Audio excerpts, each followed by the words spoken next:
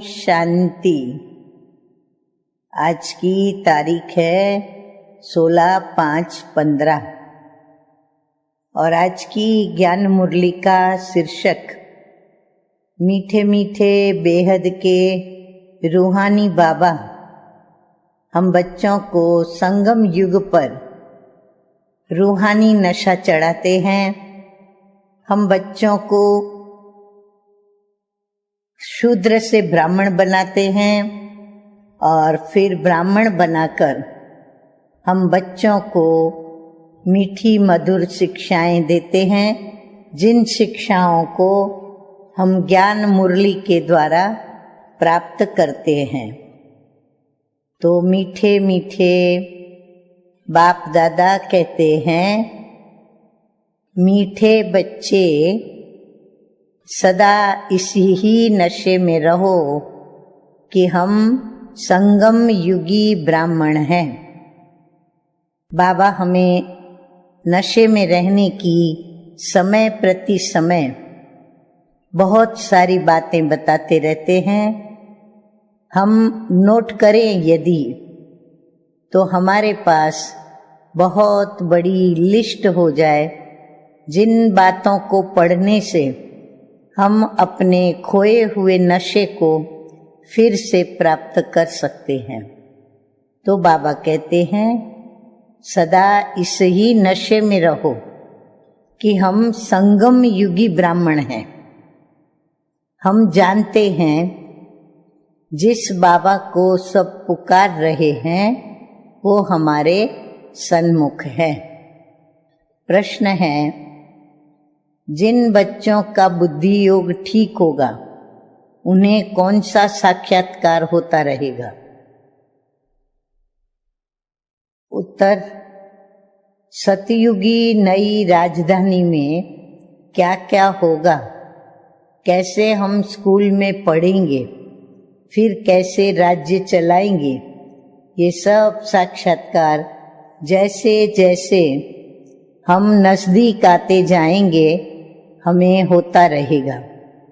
परंतु जिनका बुद्धि योग ठीक है, जो अपने शांति धाम और सुख धाम को याद करते हैं, धंधा दौरी करते भी एक बाप की याद में रहते हैं, उन्हें ही ये सब साक्षात्कार होंगे। गीत बजा है आज का, ओम नमः शिवाय। पितु मातु सहायक स्वामी सखा, तुम ही एक नाथ हमारे हो। मुरली की शुरुआत ओम शांति। बाबा कहते हैं कि भक्ति मार्ग में और जो भी सत्संग होते हैं उनमें तो सभी गए होंगे। वहां या तो कहेंगे बोलो सब वाह गुरु, या फिर राम का नाम बताएंगे।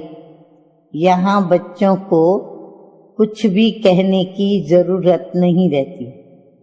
एक ही बार कह दिया, घड़ी घड़ी कहने की दरकार नहीं। बाबा कहते हैं कि राम को, प्रभु को हम बच्चों ने पहचान लिया, तो इसीलिए हम बच्चों को घड़ी घड़ी ऐसे बोलने की कोई जरूरत नहीं रहती। बाप भी एक है, उनका कहना भी एक है, और वो क्या कहते हैं, बच्चों माम एकम याद करो। तो पहले सीख कर फिर आकर यहाँ हम बैठते हैं। हम जिस बाप के बच्चे हैं उनको याद करना है। यह भी तुमने अभी ब्रह्मा द्वारा जाना है कि हम सभी आत्माओं का बाप वो एक है। दुनिया ये नहीं जानती, पहले हम भी नहीं जानते थे कि सबका मालिक तो एक है, कहते थे, परंतु वो एक बाप सभी का कौन है ये पता नहीं था। दुनिया भी ये नहीं जानती। तुम जानते हो कि हम सब उस बाप के बच्चे हैं, उनको सभी गॉड फादर कहते हैं। अब फादर कहते हैं कि मैं इस साधारण तन में तुमको पढ़ाने आता हूँ। शिव पिता परमात्मा जो कि हमारे परम शिक्षक के रूप में हमें पढ़ाते हैं, तो वो कहते हैं कि मैं इस ब्रह्मा के साधारण तन में पढ़ाने आता हूँ। तुम जानते हो कि बाबा इनमें आए हैं और हम उनके बने हैं। बाबा ही आकर पतित से पावन होने का रास्ता बताते हैं। अब ये सारा दिन बुद्धि में रहता है। यूं शिव बाबा की संतान तो सब हैं, परंतु तुम जानते हो और कोई नहीं जानते हैं। तुम बच्चे समझते हो कि हम आत्मा हैं और हमको बाप ने फरमान किया है कि मुझे याद करो। हाँ, मीठे मीठे शिव बाबा सृष्टि पर आते हैं तो हम बच्चों को राजयोग सिखलाते हैं, ताकि हम राजयोग के द्वारा अपने विकर्मों का विनाश करें और नई दुनिया की स्थापना के लिए सामर्थ्य अपने में भरे। तो मीठे मीठे बाबा कहते हैं कि इसके लिए तुम बच्चों को क्या करना पड़े, मुझ एक बाप को याद करना पड़े, क्योंकि मैं तुम्हारा बेहद का बाप हूँ। सब चिल्लाते रहते हैं कि पतित पावन आओ, हम पतित बने हैं।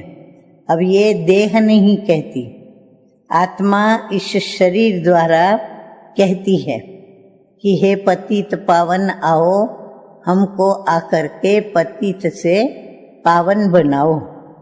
84 जन्म भी तो आत्मा लेती है ना, तो ये बुद्धि में रहना चाहिए कि हम एक्टर्स हैं।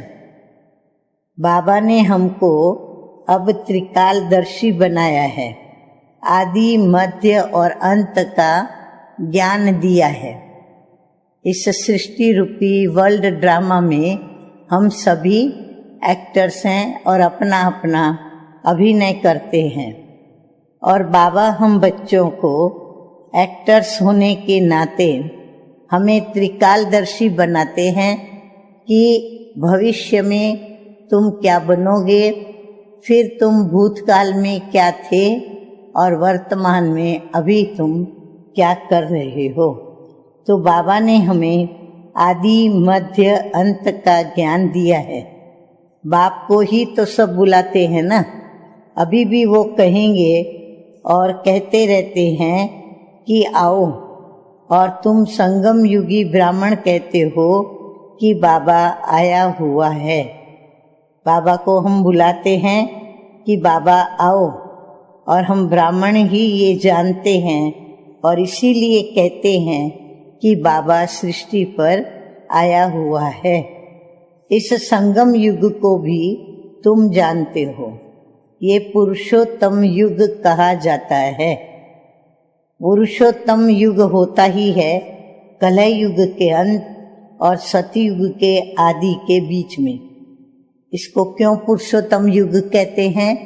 क्योंकि परम शिक्षक के रूप में परम पिता परमात्मा शिव बाबा हमें यहाँ पर ही पुरुषों में उत्तम ऐसा देवता बनाते हैं। फिर सतयुग में सतपुरुष, कलह युग में झूठे पुरुष रहते हैं। सतयुग में जो होकर गए हैं उन्हों के चित्र है, सबसे पुराने ते पुराना यह चित्र है। इनसे पुराने चित्र कोई होते नहीं। ऐसे तो बहुत मनुष्य फालतू चित्र बैठ बनाते हैं। अब ये तुम जानते हो कि कौन कौन होकर के गए हैं। जैसे नीचे अम्बा का चित्र बनाया है अथवा काली का चित्र है, तो ऐसी भुजाओं वाली ही थोड़ी ही हो सकती है। अम्बा को भी 2 भुजाएं होंगी ना। मनुष्य तो जाकर हाथ जोड़ते पूजा करते हैं। भक्ति मार्ग में अनेक प्रकार के चित्र बनाए हैं। मनुष्य के ऊपर ही भिन्न भिन्न प्रकार की सजावट करते हैं तो रूप बदल जाता है। ये चित्र आदि वास्तव में कोई है नहीं, ये सब है भक्ति मार्ग। यहाँ तो मनुष्य लूले लंगड़े निकल पड़ते हैं। सतयुग में ऐसे नहीं होते। सतयुग को भी तुम जानते हो। बाबा कहते हैं कि सतयुग की आदि में आदि सनातन देवी देवता धर्म था। और यहाँ तो ड्रेस देखो, हर एक की अपनी अपनी कितनी वैरायटी ड्रेस है। बाबा कहते हैं कि वहाँ यानी सतयुग में तो यथा राजा रानी तथा प्रजा होते हैं। जितना नजदीक होते जाएंगे तो तुमको अपनी राजधानी की ड्रेस आदि का भी साक्षात्कार होता रहेगा। देखते रहेंगे कि हम ऐसे स्कूल में पढ़ते हैं, हम ये करते हैं, वो करते हैं। देखेंगे भी वह जिनका बुद्धि योग अच्छा है। बाबा कहते आगे चलकर साक्षात्कार होंगे, परंतु ये सभी साक्षात्कार किसको होंगे?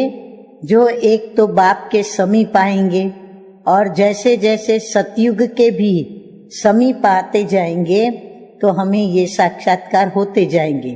परंतु उसके लिए बुद्धि योग बहुत ही क्लियर होना आवश्यक है। आगे बाबा कहते हैं कि अपने शांति धाम सुख धाम को याद करते हैं। धंधाधोरी तो बाबा कहते हैं करना ही है। भक्ति मार्ग में भी धंधा आदि तो करते हैं ना। ज्ञान कुछ भी नहीं था, ये सब है भक्ति। उसको कहेंगे भक्ति का ज्ञान। वो ये ज्ञान फिर दे न सके कि तुम विश्व के मालिक कैसे बनेंगे। भक्ति मार्ग वाले ये ज्ञान दे न सके। अभी तुम यहाँ पढ़कर भविष्य विश्व के मालिक बनते हो। तुम जानते हो कि ये पढ़ाई है ही नई दुनिया अमर लोक के लिए। बाकी कोई अमर कथा पर शंकर ने पार्वती को अमर कथा नहीं सुनाई है। हाँ, शिव भगवान उवाच कि कोई अमरनाथ पर शंकर ने पार्वती को अमर कथा नहीं सुनाई है। वह तो शिव शंकर को ही मिला देते हैं। आगे प्यारे प्यारे बाप दादा कहते हैं कि अभी बाप तुम बच्चों को समझा रहे हैं, यह भी सुनते हैं। बाप बिगर सृष्टि के आदि मध्य और अंत का राज कौन समझा सकेंगे। ये कोई साधु संत आदि तो है नहीं। जैसे तुम गृहस्थ व्यवहार में रहते थे वैसे ये भी रहते थे। ड्रेस आदि सब वही है। जैसे घर में माँ बाप बच्चे होते हैं, फर्क कुछ नहीं है। बाप इस रथ पर सवार होकर आते हैं बच्चों के पास। ये भाग्यशाली रथ गाया जाता है। कभी बैल पर सवारी भी दिखाते हैं। मनुष्यों ने उल्टा समझ लिया है। मंदिर में कभी बैल हो सकता है क्या? कृष्ण तो है प्रिंस, वह थोड़े ही बैल पर बैठेंगे। भक्ति मार्ग में मनुष्य बहुत मूंझे हुए हैं। मनुष्यों को है भक्ति मार्ग का नशा और तुमको है ज्ञान मार्ग का नशा। तुम कहते हो इस संगम पर बाबा हमको पढ़ा रहे हैं। तुम हो इस दुनिया में, परंतु बुद्धि से जानते हो कि हम ब्राह्मण संगम युग पर है। बाकी सब मनुष्य वर्तमान कलह युग में है। ये अनुभव की बातें हैं। बुद्धि भी कहती है कि हम कलह युग से अब निकल आए हैं। बाबा आया हुआ है, ये पुरानी दुनिया ही बदलने वाली है। अब ये तुम्हारी बुद्धि में है और तो कोई जानते नहीं। भले एक ही घर में रहने वाले हैं, एक ही परिवार के भी हैं, उसमें भी बाप कहेगा कि हम संगम युगी है। बच्चा कहेगा नहीं, हम कलह युग में हैं। तो वंडर है ना। बाबा कहते घर गृहस्थ में रहने वालों के सामने भी यह एक समस्या आती है कि संगम युगी ब्रह्मा कुमारी कहेंगे कि हम संगम युग पर हैं, हम संगम युगी हैं, पक्के ब्राह्मण हैं, और बच्चा कहेगा कि नहीं हम कलह युग में हैं। वंडर है ना, बच्चे जानते हैं कि हमारी पढ़ाई पूरी होगी तो विनाश होगा, विनाश होना जरूरी है। बाबा कहते हैं इस अविनाशी रुद्र ज्ञान यज्ञ से ही विनाश की ज्वाला भड़कती है और निकलती है। तुम्हारे में भी कोई कोई जानते हैं। अगर ये समझे कि दुनिया विनाश होनी है तो नई दुनिया के लिए तैयारी में लग जाए, बैगेज तैयार कर ले, बाकी थोड़ा समय है, बाबा के तो बन जाए। भूख मरेंगे तो भी पहले बाबा फिर बच्चे, अब ये तो बाबा का भंडारा है। ब्राह्मण भोजन बनाते हैं इसलिए ब्रह्मा भोजन कहा जाता है। जो पवित्र ब्राह्मण हैं याद में रहकर बनाते हैं, सिवाय ब्राह्मणों के शिव बाबा की याद में कोई रह नहीं सकते। वो ब्राह्मण थोड़े ही शिव बाबा की याद में रहते हैं। शिव बाबा का भंडारा ये है जहाँ ब्राह्मण भोजन बनाते हैं, ब्राह्मण योग में रहते हैं। पवित्र तो है ही, बाकी है योग की बात, इसमें ही मेहनत लगती है। गपोड़ा यहाँ चल न सके। याद में बैठते हो तो ये प्रैक्टिस कराई जाती है। ये सच्ची सच्ची याद है, फिर भी सब कोई याद में रहते नहीं हैं। कहाँ कहाँ बुद्धि भागती रहती है तो वो फिर नुकसान भी कर लेती है। यहाँ संदली पर बिठाना उनको ही चाहिए जो समझे कि हम ड्रिल टीचर हैं।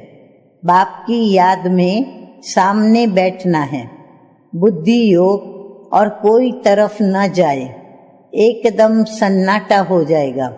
तुम अशरीरी बन जाते हो और बाप की याद में रहते हो, तो ये है सच्ची याद। सन्यासी भी शांति में बैठते हैं, परंतु वह किसकी याद में रहते हैं? वह कोई रियल याद भी नहीं है और कोई को फायदा भी वो दे नहीं सकते। वह सृष्टि को शांत नहीं कर सकते। बाप को जानते ही नहीं, ब्रह्म को ही भगवान समझते रहते, वह तो है नहीं। कि अभी तुमको श्रीमत मिलती है, माम एकम याद करो। तुम जानते हो कि हम 84 जन्म लेते हैं और हर जन्म में थोड़ी थोड़ी कला कम होती जाती है। जैसे चंद्रमा की कला कम होती जाती है, देखने से इतना मालूम थोड़ी पड़ता है। अभी कोई भी संपूर्ण नहीं बना है, परंतु आगे चल तुमको साक्षात्कार होंगे। आत्मा कितनी छोटी है, उनका भी साक्षात्कार हो सकता है। नहीं तो बच्चियां कैसे बताती कि इनमें लाइट कम है और इनमें जास्ती है। दिव्य दृष्टि से ही आत्मा को देखती है। यह भी सभी ड्रामा में नूंद है। मेरे हाथ में कुछ नहीं है, ड्रामा मुझसे कराता है। ये सब ड्रामा अनुसार चलता रहता है। भोग आदि ये सब ड्रामा में नूंद है। सेकंड बाय सेकंड एक्ट होता है। आगे मीठे मीठे बाबा कहते हैं कि अभी बाप शिक्षा देते हैं कि पावन कैसे बनना है। बाप को याद करना है। हाँ, पावन बनने का यही तरीका है कि बाप को याद करना है। कितनी छोटी आत्मा है जो पतित बनी है, फिर उसको पावन बनना है। वंडरफुल बात है ना। कुदरत कहते हैं ना, बाप से तुम सब कुदरती बातें सुनते हो। सबसे कुदरती बात है आत्मा और परमात्मा की, जो कोई नहीं जानते हैं। ऋषि मुनि आदि कोई भी नहीं जानते। इतनी छोटी आत्मा ही पत्थर बुद्धि फिर पारस बुद्धि बनती है। बुद्धि में यही चिंतन चलता रहे कि हम आत्मा पत्थर बुद्धि बनी थी, अब फिर बाप को याद कर पारस बुद्धि बन रही है। लौकिक रीति तो बाप भी बड़ा, फिर टीचर गुरु भी बड़े मिलते हैं। अब यह तो एक है ही बिंदी, वो बाप भी है, टीचर भी है और गुरु भी है। सारा कल्प देहधारी को याद किया है। अब बाप कहते हैं कि माम एकम याद करो। तुम्हारी बुद्धि को बाबा कितना महीन बनाते हैं। विश्व का मालिक बनना कोई कम बात है क्या? यह भी कोई ख्याल नहीं करते कि ये लक्ष्मी नारायण सतयुग के मालिक कैसे बने। तुम भी नंबरवार पुरुषार्थ अनुसार जानते हो।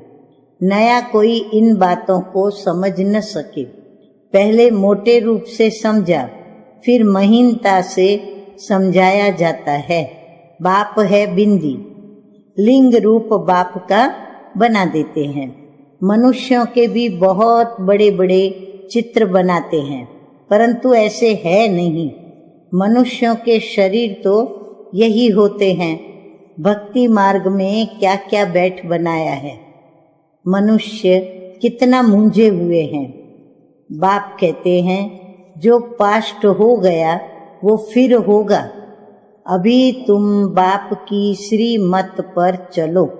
इनको भी बाबा ने श्रीमत दी, साक्षात्कार कराया ना कि तुमको हम बादशाही देता हूँ, अब इस सर्विस में लग जाओ और अपना वर्षा लेने का पुरुषार्थ करो। ये सब छोड़ दो। तो ये भी निमित्त बना। और फिर ब्रह्मा बाबा ने जो भी कुछ अपना था, धंधा आदि सब छोड़ दिया। अब सब तो ऐसे निमित्त नहीं बनते हैं जिनको नशा चढ़ा तो आकर के बैठ गए कि हमको तो राजाई मिलती है, फिर ये पाई पैसे को हम क्या करेंगे। तो अब बाप बच्चों को पुरुषार्थ कराते हैं कि राजधानी स्थापन हो रही है, और कहते भी हैं कि हम लक्ष्मी नारायण से कम नहीं बनेंगे। तो श्रीमत पर चल कर के दिखाओ। बाबा कहते हैं लक्ष्मी नारायण से हम कम नहीं बनेंगे, ऐसा कहते हैं। तो बाबा भी कहते हैं कि ठीक है, फिर श्रीमत पर चलकर दिखाओ, चूं चा मत करो। बाबा ने थोड़ी ही कहा कि बाल बच्चों का क्या हाल होगा। जब बाबा ने सब कुछ अपना बाबा को समर्पित कर दिया तो बाबा ने तो चूचा की नहीं। बाबा ने थोड़े ये सोचा कि बाल बच्चों का क्या हाल होगा। एक्सीडेंट में अचानक कोई मर जाते हैं तो कोई भूखा रहता है क्या? कोई न कोई मित्र संबंधी आदि देते हैं खाने के लिए। यहाँ तो देखो बाबा पुरानी झूपड़ी में रहते हैं और तुम बच्चे आकर के महलों में रहते हो। बाप कहेंगे बच्चे अच्छी रीति रहे, खाए पिए, जो कुछ भी नहीं ले आए हैं उनको वो सब कुछ अच्छी रीति यहाँ मिलता है। इस बाबा से भी अच्छी रीति रहते हैं। शिव बाबा कहते हैं कि हम तो है ही रमता योगी, कोई का भी कल्याण करने जा सकता हूँ। जो ज्ञानी बच्चे हैं वो कभी साक्षात्कार आदि की बातों में खुश नहीं होंगे, सिवाय योग के और कुछ भी नहीं। इन साक्षात्कार की बातों में खुश नहीं होना। अच्छा, मीठे मीठे सिकिलदे बच्चों प्रति माता पिता बाप दादा का याद प्यार और गुड मॉर्निंग। रूहानी बाप की रूहानी बच्चों को नमस्ते। हम रूहानी बच्चों की रूहानी बाप दादा को याद प्यार, गुड मॉर्निंग और नमस्ते नमस्ते। धारणा के लिए मुख्य सार के 2 महावाक्य। नंबर 1 है योग की ऐसी स्थिति बनानी है जो दृष्टि से ही किसी को शांत कर दे और एकदम सन्नाटा हो जाए। इसके लिए अशरीरी बनने का अभ्यास करना है। नंबर 2 है, ज्ञान के सच्चे नशे में रहने के लिए याद रहे कि हम संगम युगी हैं। अब ये पुरानी दुनिया बदलने वाली है। हम अपने घर जा रहे हैं। श्रीमत पर सदा चलते रहना है, चूं चां नहीं करनी है। वरदान है, वायरलेस सेट द्वारा विनाश काल में अंतिम डायरेक्शन को कैच करने वाले वाइसलेस भव। विनाश के समय अंतिम डायरेक्शंस को कैच करने के लिए वाइसलेस बुद्धि चाहिए। जैसे वे लोग वायरलेस सेट के द्वारा एक दूसरे तक आवाज पहुंचाते हैं, यहाँ है वाइसलेस की वायरलेस। इस वायरलेस के द्वारा आपको आवाज आएगा कि इस सेफ स्थान पर पहुंच जाओ। जो बच्चे बाप की याद में रहने वाले वाइसलेस हैं, जिन्हें अशरीरी बनने का अभ्यास है, वे विनाश में विनाश नहीं होंगे, लेकिन स्वेच्छा से वे शरीर छोड़ेंगे। अच्छा स्लोगन है आज का, योग को किनारे कर कर्म में बिजी हो जाना, यही अलबेलापन है। बाबा कहते योग याद बाबा की भूल जाए और कर्म में बिजी हो जाए तो बाबा कहते हैं यह भी एक अलबेलापन ही है। अच्छा, ओम शांति।